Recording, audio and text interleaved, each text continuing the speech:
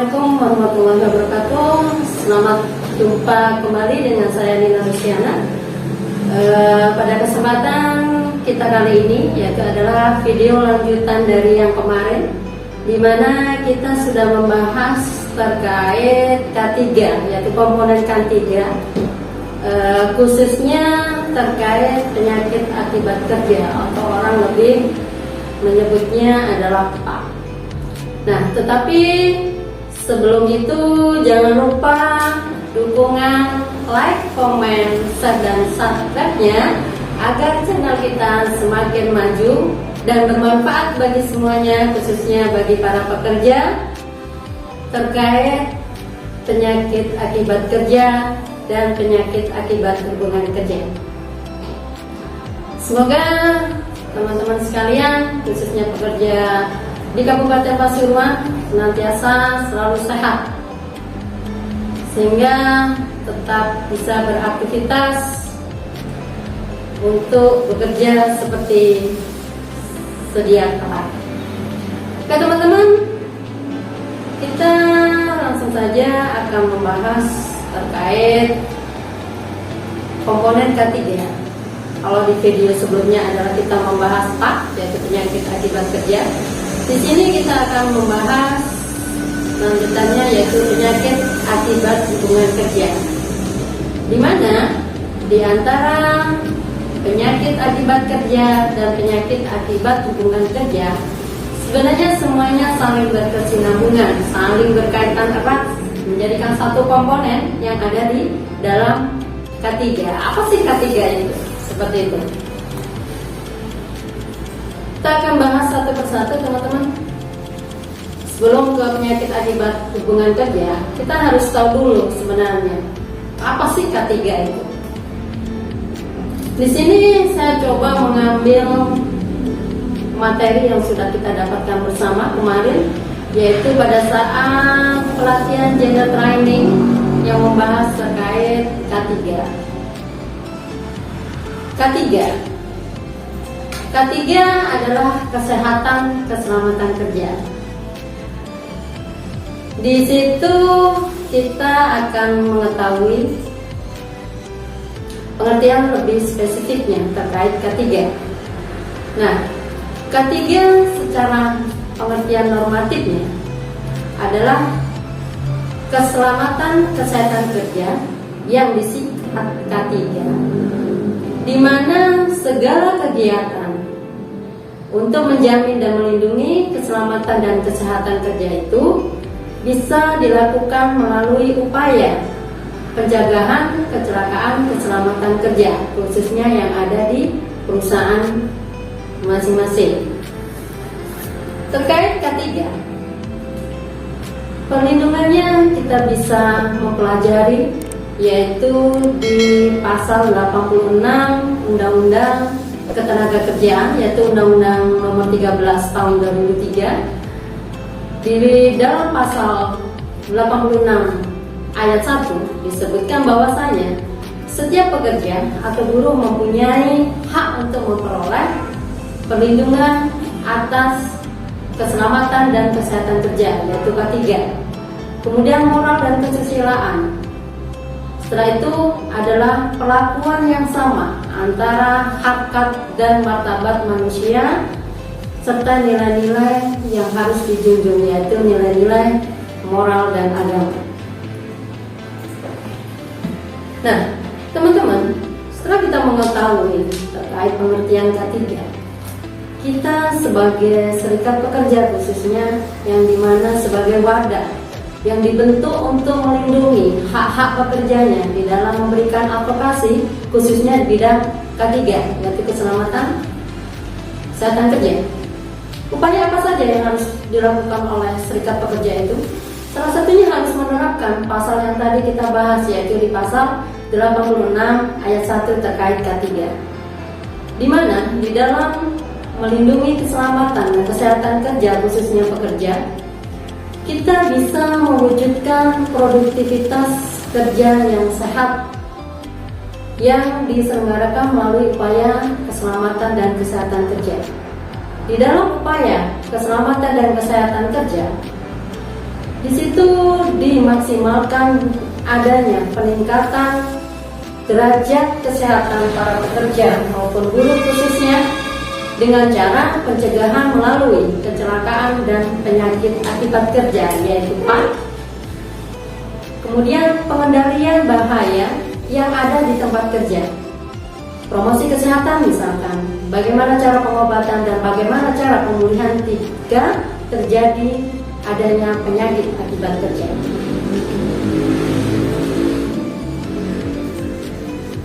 Nah, kita tahu bahwasanya terkait banyaknya kecelakaan kerja yang terjadi di sebuah perusahaan, kita bisa melihat data tersebut bisa melalui adanya kampanye maupun peringatan, yaitu yang diadakan K3 sekitar tahun 2021 kemarin, di mana data yang ada di BPJS Ketenagakerjaan khususnya pada sekitar tahun 2019 terdapat 114, kurang lebih 114 terkait data kecelakaan kerja yang dialami oleh pekerja baik di seluruh Indonesia.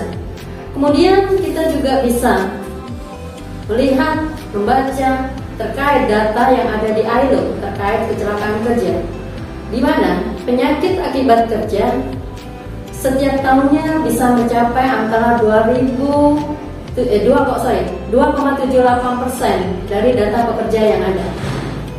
Jadi dengan adanya dua data yang kita peroleh baik di BPJS Ketenagakerjaan maupun di ILO, terlihat bahwasanya perlindungan terkait kesehatan dan keselamatan kerja yang dialami oleh pekerja sangatlah riskan, ya, sangatlah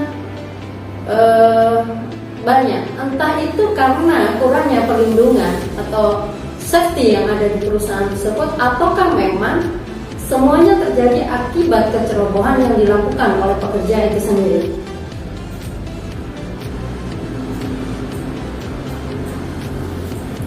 Nah, kemudian bagaimana seandainya hal tersebut terjadi? Bagaimana cara kita mengidentifikasi terkait K3? Teman-teman bisa menerapkannya melalui perlindungan pekerja, baik pekerja laki-laki maupun pekerja perempuan. Dengan cara apa? Misalkan yang sering kali terjadi, ya, kita ambil contoh kurangnya perlindungan itu terjadi pada pekerja perempuan, di mana adanya pelecehan seksual dan kekerasan di tempat kerja banyak dialami khususnya bagi pekerja perempuan. Karena apa?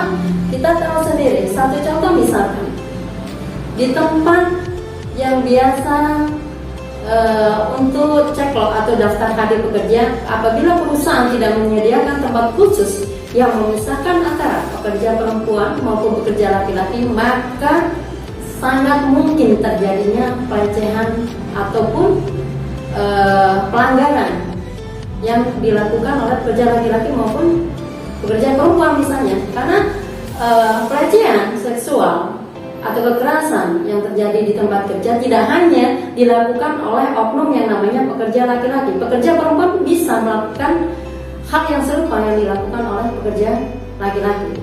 Itu adalah satu contoh sekelumit yang terjadi, realita yang ada di alami oleh pekerja dalam sebuah perusahaan. Nah, kalau kita flashback ke belakang ke video kita sebelumnya, kita akan mengetahui banyak apa saja sih yang terjadi di tempat kerja akibat penyakit yang ditimbulkan oleh kerja. Kita bisa mengategorikan dalam 5 golongan misalkan, yaitu golongan fisika yang sudah kita bahas sebelumnya, kimia, biologi, ergonomi maupun psikososial.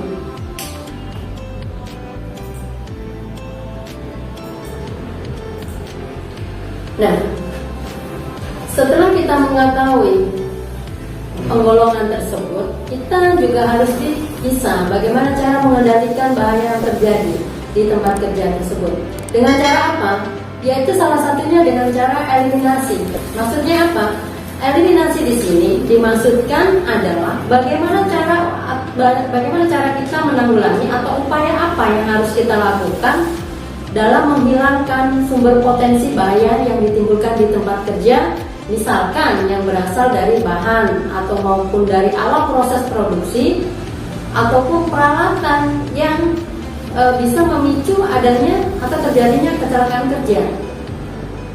Kemudian salah satunya adalah rekayasa teknis, di mana di sini dimaksudkan adalah bagaimana cara upaya kita dalam memisahkan antara sumber bahaya dari tenaga kerja yang memasang atau menggunakan sistem pengamanan pada alat maupun mesin ataupun adanya atau di lingkungan kerja atau area kerja sehingga sangat mungkin terjadinya kecelakaan kerja atau bahaya akibat bahan produksi. Nah, setelah itu dari penyakit yang ditimbulkan akibat kerja, di situ kita juga akan mengalami yang namanya penyakit akibat hubungan kerja, di mana penyakit yang dialami oleh seseorang, baik pekerja laki-laki maupun pekerja perempuan, bisa terjadi akibat adanya hubungan kerja atau akibat yang ditimbulkan di dalam area atau lingkungan pekerjaan. Faktor apa saja yang menyebabkan adanya penyakit akibat hubungan kerja tersebut? Di sini kita akan membahas beberapa item yang menyebabkan atau faktor yang menimbulkan adanya penyakit akibat hubungan kerja. Setelah kita mengetahui kemudian baru kita akan bagaimana cara upaya kita dalam pencegahannya, seperti itu. Nah, gangguan kesehatan atau daya kerja seseorang, yaitu pekerja perempuan maupun pekerja laki-laki, bisa ditimbulkan dengan adanya beberapa faktor. Di antaranya adalah beban kerja. Beban kerja yang di sini dimaksudkan adalah kenyamanan yang dialami atau dirasakan oleh pekerja, baik masalah pekerjaan itu sendiri atau beban moral atau psikis yang dialami oleh pekerja. Kemudian adanya beban tambahan lain, misalkan yang ada di lingkungan kerja, misalkan karena lingkungan kerja, karena adanya suasana yang tidak nyaman diakibatkan kurang harmonisnya hubungan antara sesama pekerja, antara pekerja yang satu dan pekerja yang lainnya. Kemudian kapasitas kerja, di sini dimaksudkan bahwasanya kapasitas yang seharusnya standarnya normalnya berapa orang diisi lebih dari kapasitas standarnya, sehingga ruangan bisa menyebabkan pasok atau karena terlalu banyaknya sehingga sirkulasi udara ataupun tempatnya yang berdesak-desakan sehingga akan mungkin terjadi kecelakaan kerja tersebut. Nah, pekerjaan yang merupakan beban tersebut bisa dikategorikan dalam beban yang berbentuk fisik, mental, ataupun sosial yang tadi sedikit banyak sudah kita ulas sedikit. Kita ambil contoh di beban fisik yang tadi, yaitu kita misalkan ambil contoh yaitu pekerja borongan atau pekerja bongkar muat. Kemudian usaha ketiganya dengan cara apa? Yang tadinya dari tenaga kerja manusia atau manual, kita akan coba ganti dengan adanya K3, kita mencoba mengusulkan kepada pihak manajemen untuk mengganti alat yang lebih canggih untuk mengurangi beban tenaga manusia, misalkan dengan cara mengganti alat kereta dorong ataupun forklift ataupun alat penggerak lainnya. Sedangkan beban mental atau sosial yang banyak dialami oleh pekerja itu seperti tadi, kurangnya hubungan harmonisasi antara pekerja yang satu dengan pekerja yang lain, ataupun adanya ketidakcocokan terkait kemampuan, pengalaman kerja, keterampilan, skill yang dimiliki masing-masing orang yang berbeda-beda. Kemudian adanya motivasi dari diri masing-masing pekerja yang tidak sama, beda persepsi, beda pandangan, dan yang sering kali kita alami adalah adanya kesenjangan, adanya rasa iri, misalkan antara anggota dengan pengurus serikat, karena bagaimanapun pengurus dengan anggota yang lainnya sedikit banyak membedakan terkait waktu kerja. Misalkan pengurus serikat pekerja, mereka adanya dispensasi terkait pekerjaannya sehingga tidak bisa bekerja secara maksimal seperti anggota atau pekerja yang lainnya. Kemudian yang dimaksud dengan beban akibat lingkungan kerja, di sini pekerjaan bisa dilakukan dalam suatu lingkungan yang mengakibatkan beban tambahan pada jasmani dan rohani dari diri pekerja tersebut. Yang pertama adalah faktor fisik. Ini disebabkan karena suhu. Misalkan suhu yang terlalu dingin, kalau misalkan kita menggunakan AC di ruangan yang ber-AC, sehingga menyebabkan fisik seseorang menjadi terganggu karena terlalu dingin misalkan, atau terlalu panas, kemudian kelembapan ya. Jadi banyak faktor di faktor fisik tersebut, yaitu faktor suhu, kelembapan, tekanan, penerangan, terus kemudian kebisingan yang disebabkan oleh mesin. Sedangkan dari faktor kimia, ini bisa ditimbulkan dari yang berbentuk gas, uap, asap, kabut atau misalkan ataupun yang berbentuk cairan ya. Kemudian sedangkan faktor biologi di sini digolongkan dalam golongan tumbuhan maupun golongan hewan. Sedangkan faktor fisiologis ini lebih kepada konstruksi mesin, bagaimana mesin yang semakin canggih ya, sehingga menyebabkan pekerja itu sendiri terkadang ada beban mental dalam mengoperasikan mesin tersebut. Kemudian sikap dan cara kerjanya, sehingga menyebabkan adanya faktor fisiologis.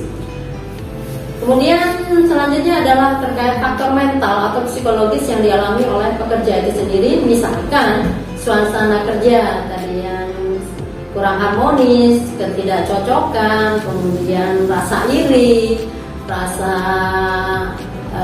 kepingin seperti yang dilakukan oleh pengurus serikat dan sebagainya.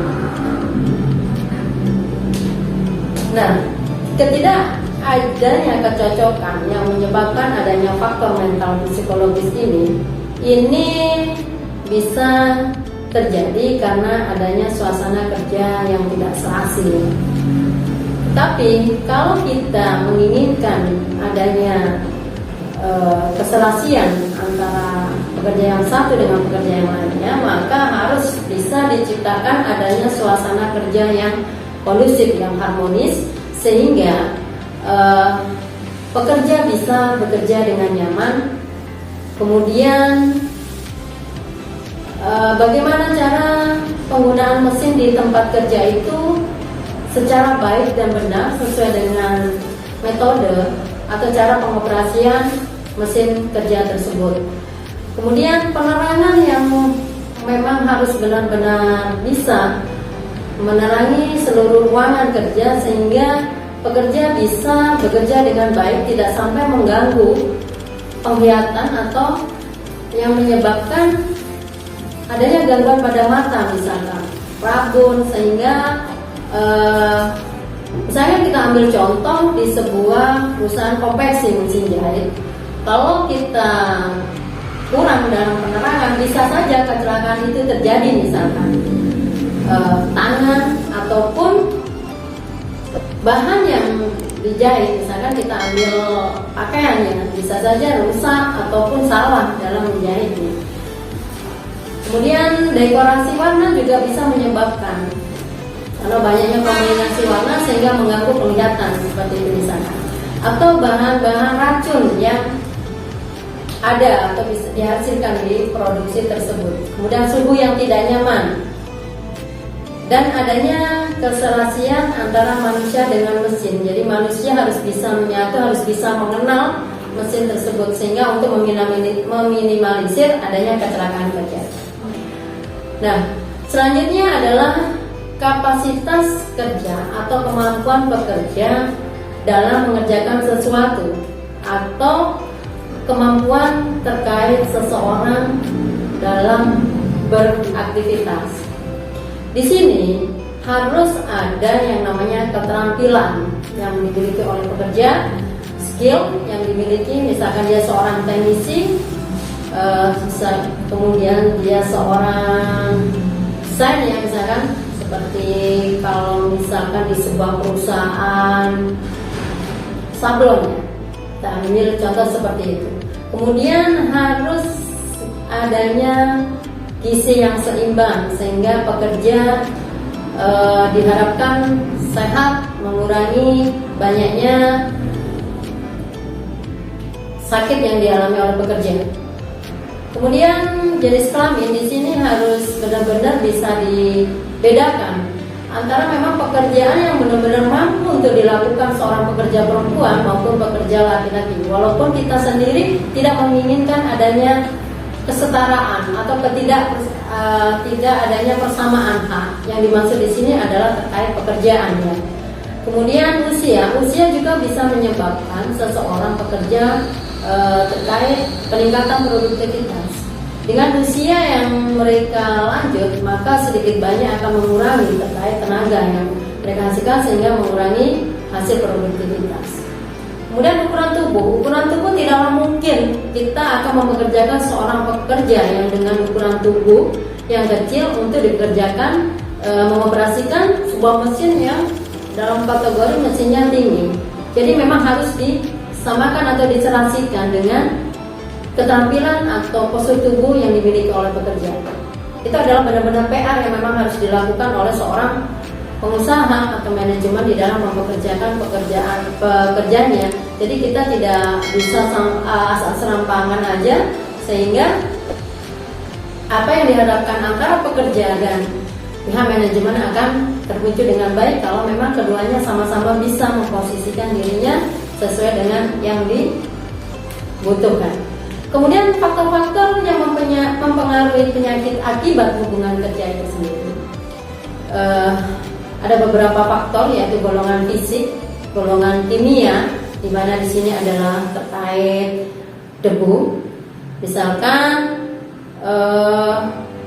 adanya penyakit saluran pernapasan yang disebabkan oleh adanya partikel debu yang masuk ke pernapasannya melalui hidung. Misalkan kita ambil contoh sebuah perusahaan yang memproduksi kalsium, sehingga debu yang dihasilkan itu kan banyak, sehingga kalau kita tidak di safety atau dilindungi diri pekerja itu, maka akan terjadi yang namanya penyakit yang terjadi di saluran pernafasan.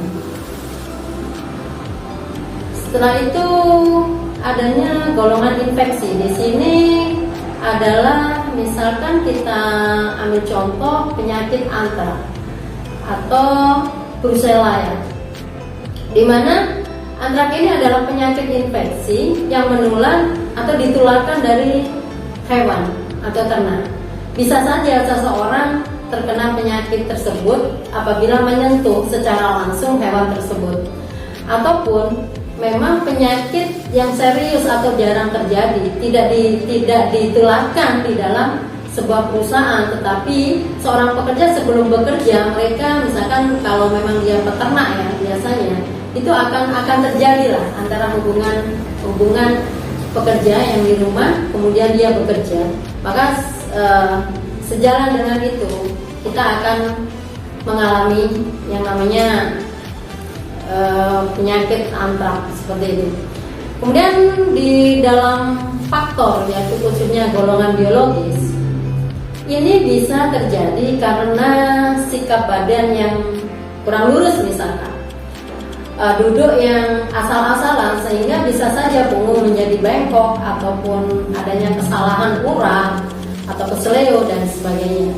Kemudian karena duduk yang tidak tepat atau tidak cocok dengan posisi tubuhnya, sehingga menyebabkan badan cepat lelah dalam melakukan sebuah pekerjaan. Sedangkan faktor mental atau psikologis yang seringkali banyak dialami oleh pekerja adalah hubungan yang tidak baik ya, seperti tadi. Kemudian setelah itu bagaimana sih caranya kita bisa mencegah hal itu agar tidak bisa terjadi seperti itu? Setidak-tidaknya bisa meminimalisir agar tidak terjadi yang namanya penyakit akibat kerja maupun penyakit akibat hubungan kerja. Kita bisa dengan cara misalkan mengganti bahan yang berbahaya yang ada di lingkungan kerja dengan barang yang tidak terlalu berbahaya. Misalkan kita contohkan di sini adalah triklor atau ethylene. Kemudian ventilasi udara ya, sehingga menyebabkan sirkulasi udara bisa berjalan dengan baik, bisa mengalirkan udara di ruang kerja dan tidak sampai menimbulkan bahaya karena terlalu dingin atau terlalu panas. Yang selanjutnya adalah bisa dengan adanya sirkulasi udara yang baik bisa menghisap bahan-bahan tertentu sehingga bisa keluar dari ruangan dan tidak sampai dihirup oleh pekerja. Selanjutnya adalah isolasi. Di sini isolasi yang dimaksud adalah proses perusahaan yang membahayakan pekerja. Misalkan isolasi campuran besi dengan tetra atau sumber api lainnya. Kemudian harus adanya atau disediakannya APD, alat pelindung diri. Misalkan apalagi di tengah-tengah pandemi seperti ini, banyaknya terjangkit COVID-19, maka salah satu yang harus diterapkan adalah benar-benar diterapkan adalah prokes, yaitu adanya kesediaan masker, misalkan kacamata, khususnya bagi yang bekerja di bidang las ya, las, kemudian sarung tangan, topi, sepatu, dan alat pelindung diri lainnya. Nah, untuk bisa meminimalisir semuanya, kita juga harus bisa menerapkan yang namanya K3 pada diri kita sendiri. Jadi kita tidak hanya bisa mengharapkan adanya perlindungan diri dari perusahaan, tetapi dalam diri kita sendiri juga harus bisa menerapkan bagaimana cara melindungi diri, bagaimana cara menjaga kesehatan, dengan cara apa? Yaitu dengan cara salah satunya adalah sering kalinya kita harus memeriksakan diri kita, kemudian bagaimana kondisi kita sebelum bekerja atau sesudah bekerja. Nah, di dalam pemeriksaan kesehatan sebelum kerja yang kita bahas lebih dulu adalah kita harus bisa mengetahui atau kondisi si calon pekerja itu, apakah memang pekerjaan yang dipegang dia adalah cocok secara fisiknya, secara mentalnya, secara biologisnya. Kemudian harus adanya pemeriksaan secara berkala. Dimaksudkan di sini adalah sebagai evaluasi terkait penyalahgunaan gangguan, yaitu kelainan pada tubuh pekerja. Nah, perusahaan sendiri juga harus menerapkan peraturan-peraturan yang harus ditaati oleh pekerja. Tidak hanya peraturan misalkan berseragam dan sebagainya, tetapi yang lebih kita maksudkan di sini adalah peraturan bagaimana cara mengetahui bagaimana cara mentaati peraturan sehingga pekerja bisa berhati-hati baik di luar pekerjaannya sebelum mereka memasuki area lingkungan pekerjaannya maupun di tempat di mana mereka akan bekerja. Nah, setelah itu harus adanya sosialisasi sehingga pekerja diharapkan mampu atau memahami atau mengetahui terkait pendidikan tentang K3. Jadi apa saja memang sebenarnya yang harus dimiliki atau setidak-tidaknya diketahui oleh pekerja sehingga perlindungan diri akan keselamatan kerjanya akan terjaga, akan terwujud dengan baik, sehingga kewaspadaan akan tetap dimiliki oleh pekerja untuk meminimalisir adanya kecelakaan kerja. Setelah itu kita akan mengetahui ya sebenarnya terkait hak-hak dasar apa saja sih sebenarnya yang harus dimiliki oleh pekerja untuk bisa menerapkan K3 tersebut akan perlindungan dirinya. Di sini ada 3 macam hak yang harus dimiliki oleh pekerja atau diketahui oleh pekerja. Yang pertama adalah hak mendapatkan informasi seperti tadi, adanya kampanye, adanya sosialisasi, adanya biasanya di setiap ruangan itu berusaha menempel ya terkait safety apa saja. Misalkan kadang seringkali kita jumpai yang tulisan warning dan sebagainya, kemudian patuhi prokes seperti itu. Kemudian sebelum pekerja bekerja, awal mereka masuk gerbang sudah ada yang namanya cuci tangan, kemudian di termogan dan sebagainya. Terus kemudian hak yang kedua adalah hak untuk berpartisipasi. Dimaksudkan di sini adalah di mana pekerja bisa mengetahui haknya, hak yang merupakan hak dasar yang dimiliki oleh pekerja maupun serikat pekerja untuk berpartisipasi di dalam kegiatan kesehatan dan keselamatan kerja di lingkungan kerjanya.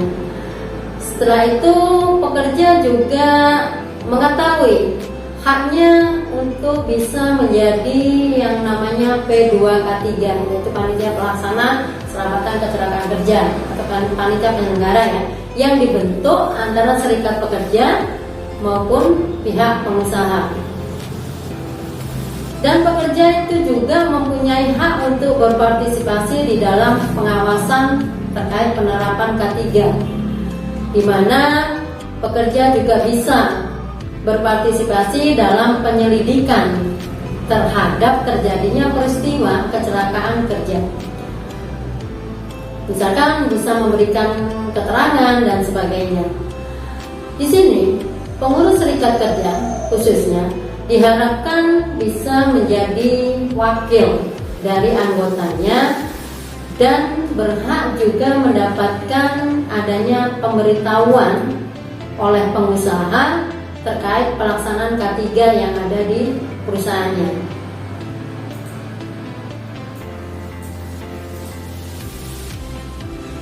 Itu adalah salah hak-hak yang dimiliki oleh pekerja. Hak yang terakhir adalah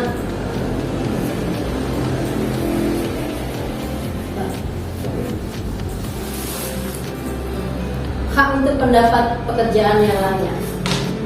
Jadi semua baik pekerja perempuan maupun pekerja laki-laki berhak untuk mendapatkan pekerjaan yang layak sesuai dengan pasal UUD 1945 ya. Di situ sangat dilindungi sekali.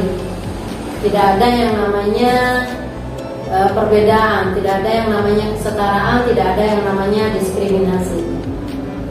Semuanya sama. Berhak mendapatkan upah yang layak, berhak mendapatkan jaminan sosial dan sebagainya. Nah, agar semuanya bisa terwujud dengan baik, maka tugas dari serikat pekerja untuk merundingkan dengan pihak pekerja melalui perundingan kerja bersama atau PKB agar hak-hak pekerja, khususnya keselamatan kerjanya bisa terlindungi dengan baik, yaitu memasukkan yang namanya pasal K3 di dalam PKB, di mana di situ di dalam K3, bab K3 mengatur tentang hak dasar pekerja untuk mendapatkan ketiga hak yang kita bahas barusan. Kemudian adanya P2K3, pelayanan keselamatan kerja, higienis dan keselamatan kerja. Kemudian pekerja harus mendapatkan pakaian kerja yang layak, misalkan diatur di dalam PKB bahwasanya setiap tahunnya pekerja berhak mendapatkan, misalkan kalau yang berbentuk hem maupun kaos, semuanya harus diatur di dalam PKB. Terus terkait APD ya, APD yang harus diberikan kepada pekerjanya terus terkait pendidikan K3 juga, dan terkait pelaporan terjadinya kecelakaan kerja. Itu semuanya harus di-cover di dalam PKB. Jadi itu sekelumit yang bisa disampaikan terkait K3, khususnya komponen penyakit akibat kerja dan penyakit akibat lingkungan kerja. Terima kasih, tetap kami minta dukungan, komennya, kekurangan dan kelebihan yang kami berikan. Semoga semuanya bisa bermanfaat. Sampai berjumpa di video selanjutnya. Salam, dan jangan lupa like, komen, share, dan subscribe-nya. Terima kasih. Assalamualaikum warahmatullahi wabarakatuh.